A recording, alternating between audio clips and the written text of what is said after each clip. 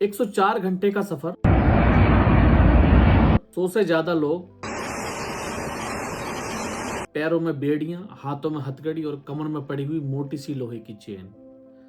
Seat से लेकर bathroom तक जाने के लिए फर्श पर घसटते हुए जाना पड़ा। ये कहानी किसी बहुत बड़े मुलजिम की नहीं, किन्हीं बहुत बड़े आरोपों में पकड़े हुए आरोपियों की नहीं है, बल्कि हमारे देश के जो नागरिक अमेरिका में काम करने के लिए गए थे, अमेरिका में नौकरी करने के लिए गए थे, ये कहानी उन लोगों की है। आखिर कौन है वो शख्स जिसकी वजह से डोनाल्ड ट्रंप ने दोस्ती को भी एक किनारे रखते हुए हमारे देश के नागरिकों के साथ इस तरह का व्यवहार करके उन्हें अमेरिका से बाहर निकाल दिया।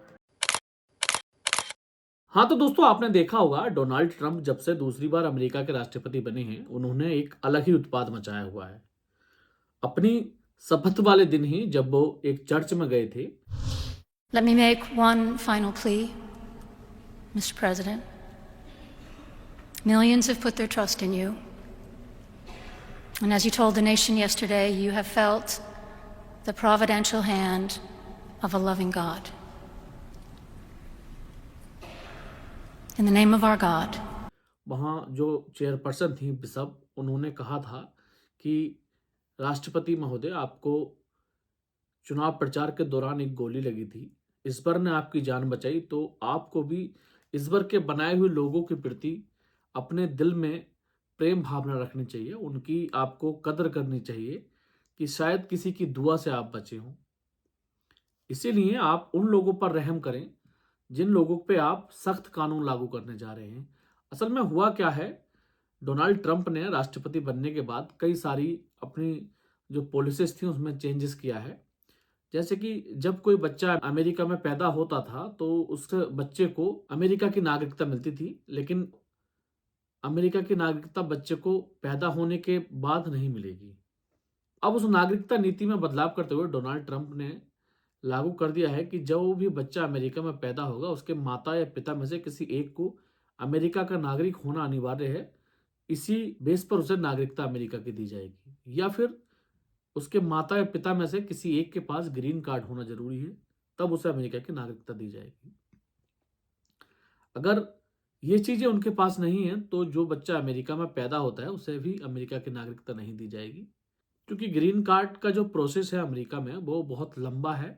2010 में जिन लोगों ने ग्रीन कार्ड अप्लाई किए थे, अभी 2025 में उन्हें ग्रीन कार्ड मिलने स्टार्ट हुए हैं।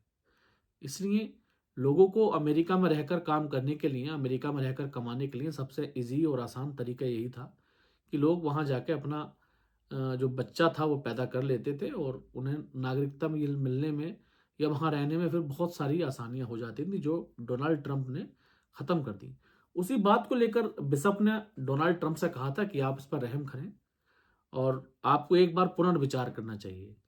चर्च से वापस आने के बाद डोनाल्ड ट्रंप ने अपने ऑफिशियल अकाउंट से एक पोस्ट की और लिखा कि चर्च को और बिशप दोनों को मुझसे माफी मांगनी चाहिए कि उन्होंने मेरा अपमान किया है, और ये जो बिशप हैं गैर कानूनी रूप से रहने वाले अवैध प्रवासियों के समर्थन में हैं और ये देश में शांति नहीं चाहते, इसलिए इन्हें मुझसे माफी मांगनी चाहिए। खैर, वो जो उस दिन बवाल हुआ चर्च में वो असल में हमारे ही लिए था और उसी का नतीजा आज देखने को हमें मिला है, जो पिछले दिनों हमारे 104 भारतीय वहां से आए हैं। डोनाल्ड ट्रंप ने शपथ लेते ही सबसे पहले अमेरिका में रह रहे अवैध प्रवासी नागरिकों को निकालने की जो कवायद थी वो शुरू की थी। हमारे देश के न्यूज चैनल एबीपी न्यूज के मुताबिक सरकारी आंकड़ों की अगर बात माने तो 7,25,000 ऐसे लोग हैं जो अवैध रूप से अमेरिका में रह रहे हैं। तो उन सबको चिन्हित करके डोनाल्ड ट्रंप सरकार उन्हें निकालना चाहती है। फिलहाल जो लोग वहां रहने वाले हैं और जिन लोगों को निकाला गया है और जिन लोगों को अमेरिकन पुलिस सिलेक्ट कर रही है, उनकी गिनती वो कर चुके हैं और करीब 18,000 का आंकड़ा उन्होंने बताया कि 18,000 लोगों को अमेरिकन पुलिस ने चिन्हित कर लिया है कि जो अवैध रूप से हैं। बाकी संख्या बहुत लंबी है, अभी उसका प्रोसेस जारी ही है। यूं तो करीब 145 देशों के लोग अमेरिका में रहते हैं, जो अवैध भी हैं और वैध भी हैं, लेकिन फिर भी हमारे देश से अमेरिका का जो नाता है, नरेंद्र मोदी जी से दोस्ती या भारत से जो अमेरिका के रिश्ते हैं वो किसी से छुपे नहीं हैं। डोनाल्ड ट्रंप और कमला हैरिस के चुनाव के दौरान भी हमारे देश में कई जगह हवन किए गए, कई जगह हमारे देश में पूजाएं की गई, मन्नतें रखी गई कि डोनाल्ड ट्रंप की सरकार बन जाए, इन रिश्तों की भी लिहाज कहीं ना कहीं अमेरिका ने नहीं रखी, जिससे बाकी दिल को दुख पहुंचा है। अमेरिकन न्यूज की माने तो डोनाल्ड ट्रंप पहले ही झटके में करीब 18,500 लोगों को अमेरिका से निकालकर भारत भेजने की तैयारी में है, जिसमें अभी देखा हमने पिछले दिनों एक हवाई जहाज में कुछ लोग हमारे वापस भी आ गए। वो किस स्थिति में आए ये पूरे देश ने देखा, कैसे उनके हाथों में हथकड़ी लगी थी, पैरों में बेड़ियां पड़ी हुई थी, और वहां के आने वाले लोगों ने जो कहानी बताई वो बहुत ही ज़्यादा दर्दनाक थी। आज तक के अनुसार सरकारी वेबसाइट के मुताबिक अमेरिका में करीब 54,09,062 भारतीय रहते हैं, जिसमें करीब 20,77,158 NRI हैं और 33,31,904 PRO वाले हैं जो पर्सनल रेसिडेंस अपना वहां ले चुके हैं। इसमें से 15 लाख ऐसे लोग हैं जिन्हें अमेरिका इंडिया भेजने की तैयारी में है। ये इतनी बड़ी संख्या है कि जब इतने बड़ी और इतनी भारी तादाद में लोग भारत आएंगे तो मैं मानता हूं कि जो हमारी बेरोजगारी है वो और भी ज़्यादा बढ़ जाएगी, इससे और ज़्यादा परेशानियां हमें होंगी। अमेरिका की ट्रंप सरकार के अनुसार जो लोग अवैध रूप से अमेरिका में रह रहे हैं उनकी अलग अलग कैटेगरी के लोग हैं। कुछ लोग ऐसे हैं जो डंकी मारकर, जो अवैध रूट बताया जाता है, डंकी मारकर अमेरिका में जाते हैं, जिनके पास कोई वैध पासपोर्ट नहीं होता, कोई वैध कागजात नहीं होते, एक वो लोग हैं। दूसरे लोग वो हैं जो अमेरिका में रह रहे थे और उनके पासपोर्ट और उनके वीजे एक्सपायर हो गए हैं, लेकिन उन्होंने अमेरिका छोड़ा नहीं। कुछ लोग वो हैं जो स्टूडेंट वीजे पर वहां गए थे और उन्होंने वहीं अपने आप को शिफ्ट कर लिया और वापस अपने देश पलट कर नहीं आए। ऐसे तमाम लोगों को अमेरिकन सरकार अवैध घोषित कर रही है। अमेरिका से हमारे देश में भेजे गए लोगों की पहली जो फ्लाइट आई है उसमें करीब 79 पुरुष और 33 महिलाएं और 14 बच्चे थे। 104 घंटे का लंबा सफर तय करने के बाद वो लोग अमृतसर हवाई अड्डे पर पहुंचे थे। उनके हाथों में हथकड़ी लगी थी, पैर में बेड़ियां पड़ी हुई थी, और ये हालत सिर्फ पुरुषों की ही नहीं, हमारे देश की जो महिलाएं थी उनकी भी यही हालत थी। उनके भी हाथों में हथकड़ी थी, पैरों में बेड़ियां थी और एक मोटी चेन उनकी कमर में पड़ी हुई थी जिससे उनकी हथकड़ी बांधी रखी थी। वहां आए हुए लोगों ने बताया कि पूरी फ्लाइट में एक ही टॉयलेट यूज करने के लिए दिया गया था। 104 घंटे के सफर में बेहद दर्दनाक सीट वो थी जिस पर उनको बैठा कर लाया गया। अगर आप 5 घंटे कोई नॉर्मल सा व्यक्ति भी बैठ जाए तो उसकी कमर टूट जाए। ऐसे में हमारे लोगों को इतनी तकलीफ के साथ 104 घंटे का सफर कराना, मैं मानता हूं कि ये इंसानियत के लिहाज से भी सही नहीं है। जो सलूक अमेरिका ने हमारे देश के नागरिकों के साथ किया है, मैं मानता हूं कि बहुत से देश तो ऐसे हैं कि जो उनके देश में पेशेवर अपराधी होते हैं या बहुत बड़े बड़े मुलजिम होते हैं, उनके साथ भी ऐसा बर्ताव नहीं किया जाता जैसा कि हमारे देश के नागरिकों के साथ अमेरिका ने किया है। दुख इस बात का है कि उनसे आज भी सवाल पूछने वाला कोई नहीं है। हमारे देश में जब अमेरिका के राष्ट्रपति आते हैं या अमेरिका के कोई और मंत्री आते हैं तो स्वागत के लिए बड़ी बड़ी गाड़ियां खड़ी कर दी जाती हैं, उनके लिए फूल बिछाए जाते हैं, बड़े बड़े प्रोग्राम किए जाते हैं। जैसा हमने देखा था डोनाल्ड ट्रंप के पिछले कार्यकाल में नमस्ते ट्रंप एक कार्यक्रम हुआ था। Namaste. Namaste. And hello to India. ऐसे ही बहुत सारे कार्यक्रम किए जाते हैं, लेकिन बदले में हमें और हमारे लोगों को क्या मिला? मोटी मोटी हथकड़ियाँ, पैरों में बेड़ियाँ, कमर में जंजीर, और उनके माथे पे एक कलंक लगा दिया गया है कि ये अवैध रूप से अमेरिका में घुसने वाले लोग हैं। हमारे देश के विदेश मंत्रालय के सचिव विक्रम मिस्री के मुताबिक अभी 487 लोग और बहुत जल्द हमारे देश में आने वाले हैं। बात ये नहीं है कि अमेरिका ने निकाल दिया तो लोग अब करेंगे क्या। अमेरिका की पासपोर्ट नीतियों को करीब 20 देश फॉलो करते हैं, जैसे Australia, Britain, Canada, German passport नीतियों को फॉलो करते हैं। जो व्यक्ति अमेरिका से ब्लैकलिस्ट किया जाएगा वो इन देशों में भी नहीं जा सकता। ये एक रूल्स है जो सारे देश अमेरिका के साथ वाले उसे फॉलो करते हैं। अमेरिका से वापस आए कुछ लोगों ने अपनी कठिनाइयों के बारे में और अपने खर्च के बारे में बताया कि जब वो वहाँ पहुँचे थे, वहाँ गए थे, तो उनके पास कितना खर्च आया और कितनी रास्ते में उन्हें परेशानियाँ आई।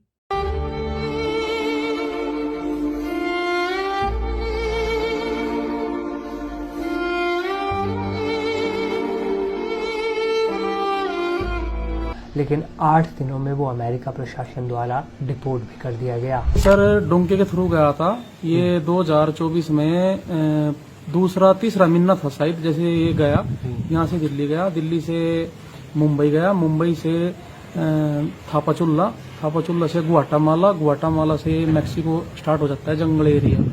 तो ये जंगल एरिया स्टार्ट हो गया था सर। अब आपके मन में एक सवाल आता होगा कि आखिर इतनी परेशानी और इतना मोटा पैसा खर्च करने के बाद भी ये लोग कितने बड़े बेवकूफ़ और मूर्ख हैं जो अमेरिका जाते हैं। इतने पैसे में तो हम यहीं कोई भी कारोबार कर सकते हैं। बिल्कुल मेरे दिमाग में भी यही बात आई, लेकिन जब कुछ आंकड़ों को देखा गया तो समझ में आया कि आखिर लोग इतनी जान जोखिम में डालकर आखिर अमेरिका क्यों जाना चाहते हैं। मैं आपको बता दूं कि हमारे देश में प्रति व्यक्ति की जो सालाना आय है वो 2 लाख रुपए है, और अमेरिका में जो ये आय है वो करीब $69,000, जिसका करीब 60 लाख रुपए सालाना बनता है। प्रति व्यक्ति आय 60 लाख रुपए है। यही लालच कह लीजिए, ज़रूरत कह लीजिए, या इंसान के आगे बढ़ने की ख्वाहिश कह लीजिए, जिस पे लोग तमाम दुश्वारियों को झेलते हुए, तमाम लोगों से पैसा उधार लेकर, अपनी ज़मीनें बेचकर और डंकी के रास्ते या और बिल्कुल जो अवैध तरीके हैं उनके रास्ते अमेरिका जाने को हमेशा तैयार रहते हैं। अमेरिका में टेक्नोलॉजी और बाकी चीज़ों के साथ साथ अमेरिकन ड्रीम जो बनाया गया था उसके बारे में अमेरिकी लेखक जेम्स एडम्स ने अपनी किताब द ईपिक ऑफ अमेरिका में 1931 में लिखा था कि अमेरिका आने वाले लोगों का सपना स्वतंत्र, समानता और आर्थिक अवसरों पर निर्भर करेगा। यहाँ हर व्यक्ति को उसकी योग्यता के अनुसार कार्य मिलता है, इसीलिए दुनिया भर से लोग अमेरिका जाना चाहते हैं। जबकि अमेरिका दुनिया का सबसे पावरफुल देश भी है, और सबसे पावरफुल देश का नागरिक कौन ऐसा व्यक्ति है जो नहीं बनना चाहेगा। इसीलिए लोगों की कोशिश रहती है कि वो अमेरिका पहुंच जाएं। हमारे देश के जितने लोग भी अमेरिका जाते हैं वो नागरिकता लेने के लिए बहुत कम जाते हैं। अधिकतर लोग इसीलिए जाते हैं कि 10 या 20-15 साल वहाँ कमाएंगे और आकर अपना यहाँ बहुत अच्छा सा गुजारा फिर कर लेंगे। कहीं ना कहीं बेरोजगारी मजबूरी भी है, नहीं तो देश कौन छोड़ना चाहता है। मैं खुद अभी पिछले दिनों दुबई गया था, तो मुझे ऐसा लगा कि एक हफ्ता मेरा वहाँ कटना इतना मुश्किल हो गया, और मैं बिल्कुल तत्काल टिकट करा कर भागा, क्योंकि वतन की जो मोहब्बत होती है, यहाँ भले ही चीज़ें कम हैं, अवसर कम हैं, नौकरियाँ कम हैं, लेकिन वतन में जो यहाँ मोहब्बत हिंदुस्तान में है, आपको दुनिया के किसी मुल्क में वो मोहब्बत देखने को नहीं मिलेगी। इसीलिए वतन से दूर जाकर बच्चों के पालन पोषण के लिए आदमी जो मेहनत करता है उसकी कदर करनी चाहिए थी, और अमेरिका को इस तरीके का बर्ताव हमारे देश के नागरिकों के साथ नहीं करना चाहिए था। आइए मैं अब आपको बताता हूं कि आखिर ऐसा क्या हुआ कि अमेरिका ने रिश्तों के लिहाज को ताक में रखते हुए और 18,000 लोगों को सेलेक्ट कर लिया और भारत भेजना भी शुरू कर दिया, वो भी इस हालत में जो मैंने अभी आपको पीछे बताई थी। बहुत ही निर्दयता के साथ, बहुत ही अमर्यादिता के साथ लोगों को भारत भेजा जा रहा है, जो बाकी बहुत दुखद है। आइए मैं आपको बताता हूं कि इसके पीछे आखिर जो दिमाग है वो किसका है। आदेश भले ही डोनाल्ड ट्रंप ने दिया हो अवैध प्रवासियों को निकालने का, लेकिन इसके पीछे जो दिमाग है वो स्टीफन मिलर का है। स्टीफन मिलर 29 वर्षीय एक यहूदी नागरिक हैं जो डोनाल्ड ट्रंप के सलाहकार भी हैं, और इस वक्त अमेरिका के जो सुरक्षा सलाहकार हैं वो बने हुए हैं। डोनाल्ड ट्रंप के बहुत करीबी हैं। जिस वक्त डोनाल्ड ट्रंप ने इस कानून पर साइन किया था वो उन्हीं के पास में खड़े थे, और अंदर से वो बहुत खुश भी लग रहे थे। स्टीफन मिलर ने वर्ष 2009 से अवैध प्रवासियों के लिए संघर्ष जारी किया हुआ था। 2016 में जब डोनाल्ड ट्रंप ने इस चीज़ को मुद्दा बनाया, इसके पीछे भी स्टीफन मिलर का दिमाग को ही बताया जाता है। और जैसे ही इस बार दूसरा कार्यकाल डोनाल्ड ट्रंप का शुरू हुआ, उन्होंने इसे लागू बहुत तेजी के साथ करा दिया, और सिर्फ लागू ही नहीं कराया, पहले से तैयारी इतनी ज़बरदस्त उन लोगों ने करके रखी हुई थी कि इसे अमल में लाने के लिए तुरंत गिरफ्तारियां भी शुरू करा दी और लोगों को उनके घरों तक पहुंचाना शुरू कर दिया। खैर, जब एक तो दुख यही है कि अमेरिका ने हमारे देश के नागरिकों को किस तरीके से यहाँ 104 घंटे का लंबा सफ़र करने के बाद भेजा था। जिस हालत में वो आए थे उन्हें देखकर बहुत तकलीफ हुई। दूसरा दुख ये हुआ कि जब वो पंजाब के अमृतसर एयरपोर्ट पर आकर उतरे तो पंजाब सरकार ने उन्हें वहां से निकालने के लिए जो गाड़ियां लगाई वो कैदी बैन लगाई। अब आप सोचिए, उन्होंने, जो लोग अमेरिका से हथकड़ियों में बेड़ियों में आए हों, उन्होंने सोचा होगा कि शायद हमारे देश में जाने के बाद हमारे अपने लोग हमारे लिए कुछ बेहतर करेंगे। लेकिन जब उन्होंने यहाँ आकर भी अपने आप को कैदी बैन में देखा होगा या पुलिस की बैन में देखा होगा तो उन पर क्या गुजरी होगी। ज़्यादा ना सही तो कम से कम सरकार के अंडर में इतना तो रहती ही है कि प्राइवेट या रोडवेज की बसें के लगा देते। हमने देखा है अक्सर जब कहीं मुख्यमंत्रियों की रैलियां होती हैं तो तमाम रोडवेज बसों को उठा उठाकर पकड़ पकड़ कर रैलियों में लगा दिया जाता है कार्यकर्ताओं की भीड़ पहुंचाने के लिए। तो क्या तुम्हारे देश के जो नागरिक विदेश से आ रहे हैं प्रताड़ना झेलते हुए, क्या उनके लिए एक दिन आप बसें नहीं लगा सकते थे? ये देश के नागरिकों के दिल में बहुत बड़ी तकलीफ है पंजाब सरकार के लिए, और शिकायत है पंजाब सरकार से कि उन्हें अपने देश के नागरिकों के साथ इस तरह का बर्ताव नहीं करना चाहिए था।